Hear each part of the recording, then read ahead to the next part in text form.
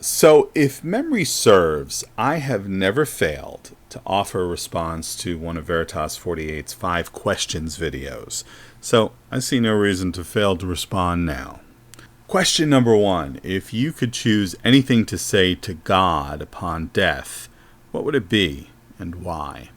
The hypothetical here is that a non-believer dies and, to the non-believer's surprise, arrives in the presence of God. What does the non-believer say? On hearing this question, I was reminded of a funny scene from the 1980s film Lady Jane, in which an imprisoned John Dudley discovers that England has a Catholic monarch on the throne again, and she will release from prison anyone who confesses, quote, the true religion. Praise for those who return to Rome. Ah. Well then. Hail Mary. The John Dudley in me, and let's face it, there's one in all of us, would want to fall on my knees before God and say, well, our God is an awesome God. Look at you. Wow. More seriously, though, I like Christopher Hitchens' answer in God is Not Great, which was, in part, imponderable, sir.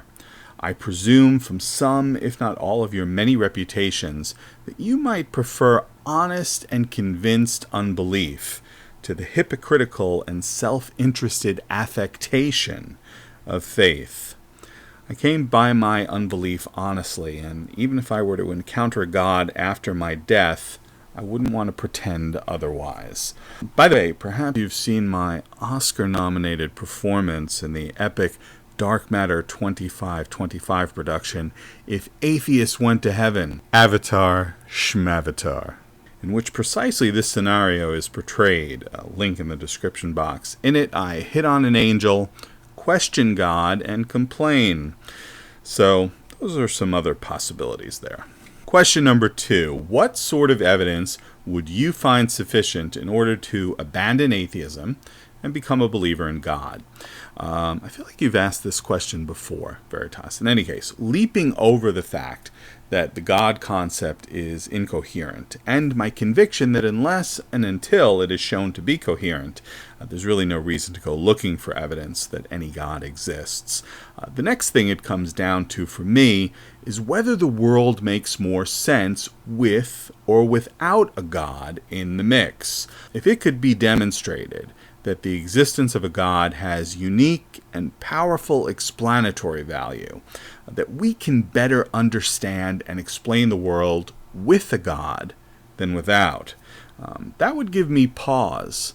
But I've given this a lot of thought, and I just don't see how I could get a better shave with Occam's razor with the addition of a God. Question number 3. Do you think the new atheist movement is ultimately a good thing or a bad thing for free thinkers and skeptics? Well, I tend to be the more voices, the better kind of guy. So I think the more people out there in the marketplace of ideas with different approaches and so on is all a good thing. I don't happen to subscribe to the view, by the way, that the new atheist movement is little more than the angrier, less civil progeny of a kinder and gentler atheism from days gone by. Question number 4. What sorts of decisions are affected by your atheism? Well, I go to church every week now. No, seriously, this is a very good question, and it reminded me of something that happened shortly after I transitioned away from religious faith. I was riding in a taxi that was being driven by an aggressive, reckless driver. He was a fucking lunatic, quite frankly. As we zigzagged and tailgated at breakneck speed through New York City traffic, I began to pray, God, please keep me safe. Then I remembered, I don't believe this stuff anymore. I'm on my own here. I quickly reached for the seatbelt and insisted that the driver be more careful. If I'm remembering correctly, I said something like, hey, asshole, I'd like to get there alive, okay?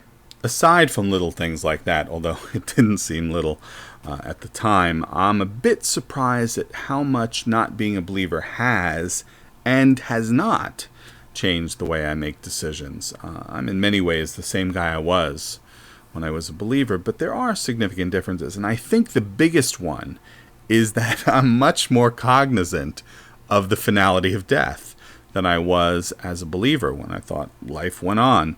And this has pushed me to enjoy life more, to try not to get caught up in petty bullshit all that much, though that's very much a work in progress, to enjoy and treasure the people in my life more, to take better care of my health, and to try to help others to enjoy life and one another more. That kind of seems like a big deal to me.